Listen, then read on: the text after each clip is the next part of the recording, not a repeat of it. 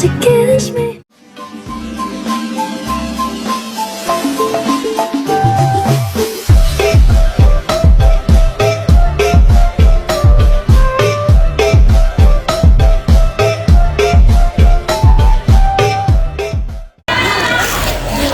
Hello guys, we are from group Hydro Energy from 12 group 5 want to presentation our assessment.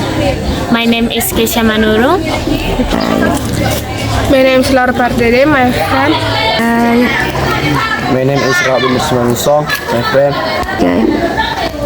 My name is Jogi Marcelo Masibuan, my friend. My name is Kristen Nabitapulu and my friend. Satu dua tiga. My name Baringin Syahan, my friend. Warna itu puluh, aduh. Hydropower energy, hydroelectricity or water power is energy generated by harnessing flowing water.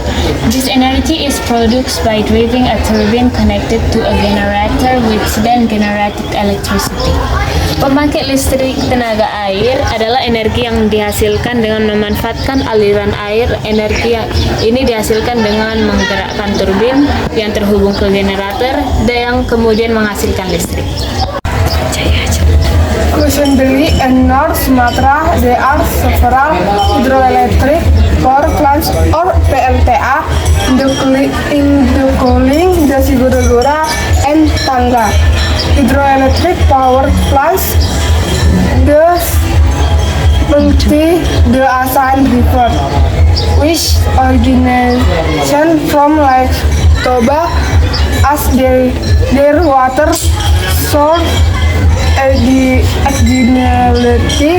there is the Hasaan hydroelectric power plant located upstreaming from the Hasaan River and the Batang Toru hydroelectric power plant.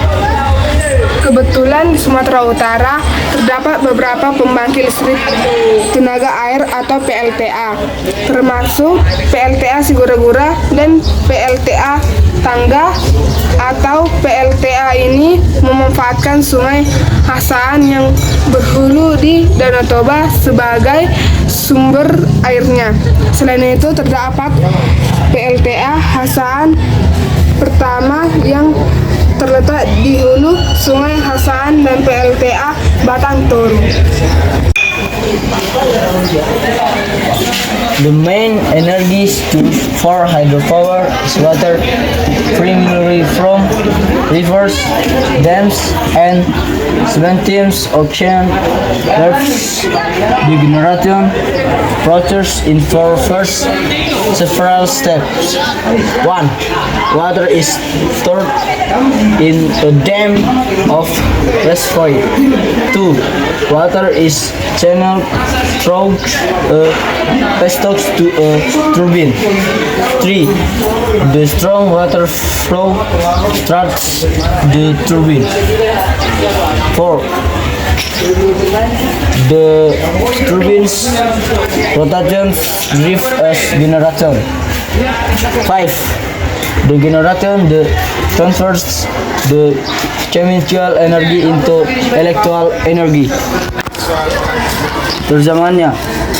3. Sumber energi utama untuk tenaga air dalam air, terutama dari sungai, bendungan, dan terkadang gelombang laut. 4. Proses pembangkitan air melibatkan beberapa langkah. Yang pertama, air disimpan di bendungan atau waduk. Yang kedua, air disalurkan melalui pipa pesat ke turbin.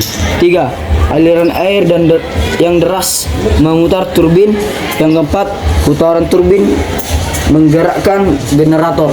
Yang kelima terakhir, generator kemudian mengubah energi mekanik menjadi energi listrik. The story hydroelectric power began is like 20th century with the use of water to generate electricity.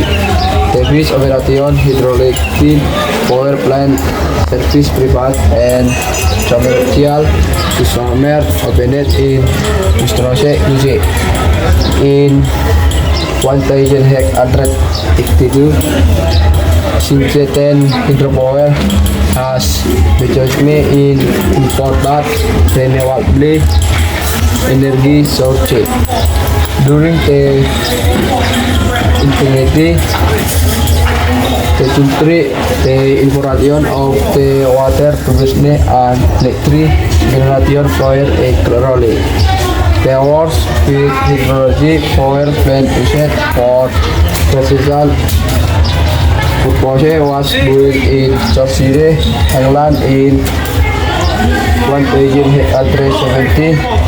Hydroelectric power was later used for street lighting and other public service.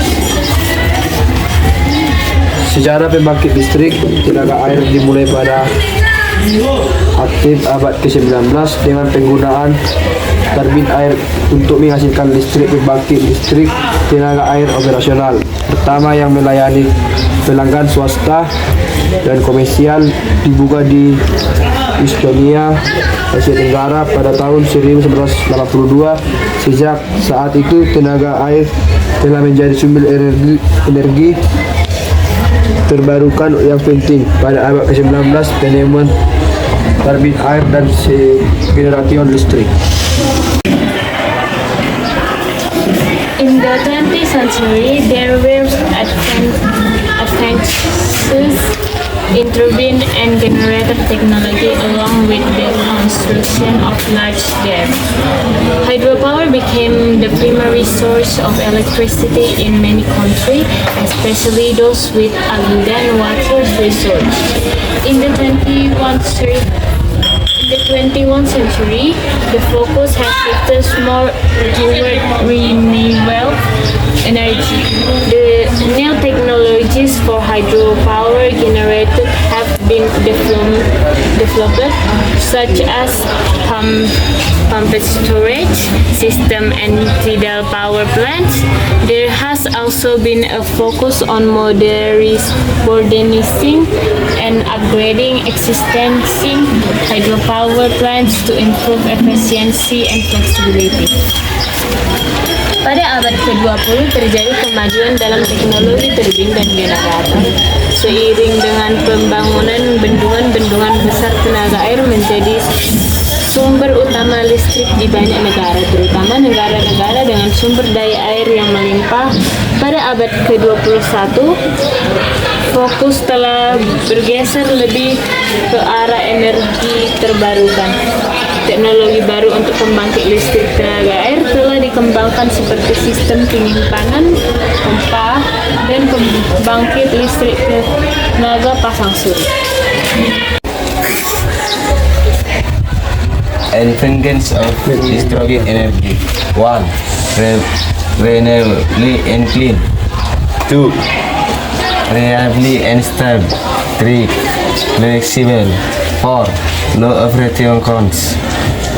6. Additional benefits. Keuntungan energi hidrolik.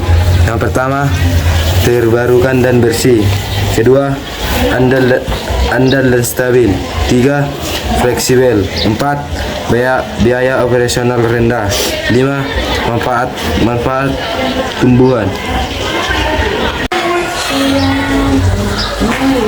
Disadvantage of hydroelectric energy. 1. High initial investment costs. 2. Environmental and social impacts. 3. Dependence on weather availability. 5. Limited location.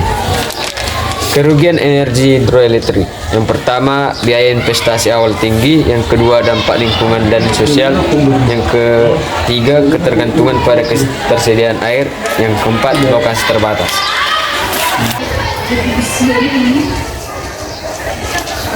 This way to sweat water, tanking muscle, 2. Lowering the legs, 3. Operating list and grader, 4. living to patient running essentially 5 in seawater contributives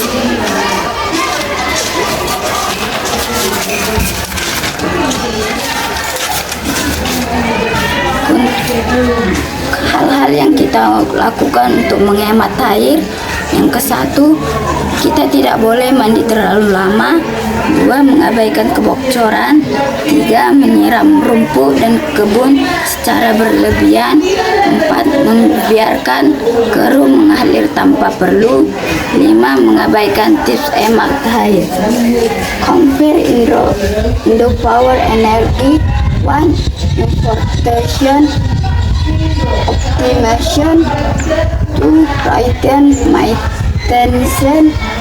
3, Endofan technology. 4, water loss reduction. 5, water ration. Menghemat energi yang pertama, optimizing oversell. Yang kedua, merawat rutin. Yang ketiga, teknologi canggih. Yang keempat, merugikan kehilangan air. Yang kelima, menggunakan kembali air.